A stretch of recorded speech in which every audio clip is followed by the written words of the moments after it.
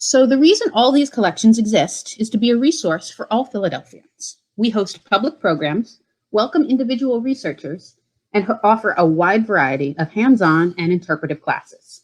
While we can't welcome you into our rooms today, we hope to pique your curiosity to visit us in person again.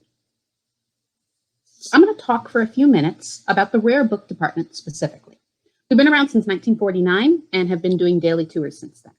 So I thought it might be nice to frame this virtual tour to address some of our most frequently asked questions.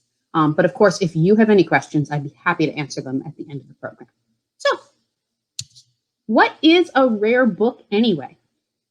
Well, it depends. That's a lame answer, I know, but first of all, a book has to be in demand to be rare. If nobody wants it, that means nobody wants it. But beyond that, there are a number of categories, including importance. It can be important content, like the kinds of things people think about as being history. This, for example, is a first edition of Frederick Douglass's 1855 autobiography, My Bondage and My Freedom.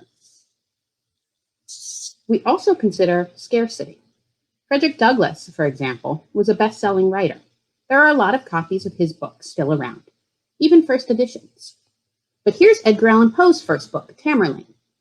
He was not a best-selling writer, at least not when he was alive. Maybe 50 copies were printed in 1827. Today, only 12 are known to survive. So the one we have is quite scarce. And of course, age. This is one of our medieval European manuscripts, which is famous for being especially fancy. It's around 800 years old, and it was made in Paris around 1225, which brings us to another great question. What is your oldest book? Okay, so this one is also an it depends. It depends on what you mean by book. We have some of the earliest human writing with thousands of cuneiform tablets, some of which are over 4,000 years old. But if clay tablets don't seem like books to you, we also have this ancient Egyptian papyrus. It's from around 800 BCE. Or maybe you meant oldest codices, which is the fancy term for book-shaped books. We have single pages from the 9th century. The one on the left is from England, written in Anglo-Saxon, one of the ancestors of the English language. The one to the right is a page from a Quran that was copied in Iraq. Both of those are manuscripts, which means they were written by hand. If you want to limit it to printed books, we have a lot of incunables, another fancy term for Western printed books using movable type between 1450 and 1500. Gutenberg's Bible is probably the most famous. And an important note about printed books. They were invented and refined in China and Korea centuries before Gutenberg was a sparkle in his mother's eye. What is your most valuable book? Well, there are a lot of different kinds of value. One kind of rare book value is historical. So here's a timely example. Philadelphia's yellow fever epidemic of 1793. This pamphlet about the epidemic was written by prolific Philadelphia publisher and civic bigwig Matthew Carey, who was a member of the city's health committee. The handwritten bit, by the way, is from another Philadelphian's experience with the disease. Carey's pamphlet was majorly influential and went through several printings and editions just in the first months when it was published. But Carey made a number of wild claims in the pamphlet, including that Black people were immune to the yellow fever and were profiting off of their nursing work. This was quite the claim from health committee member Carey, who responded to the pandemic by fleeing the city.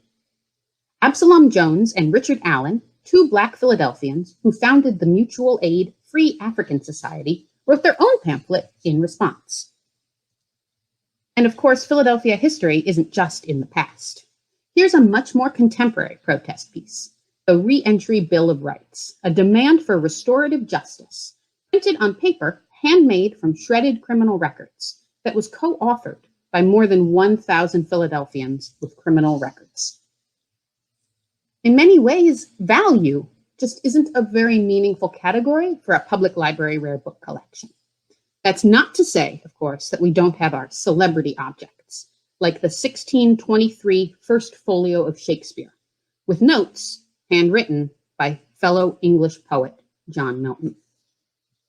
Is it online?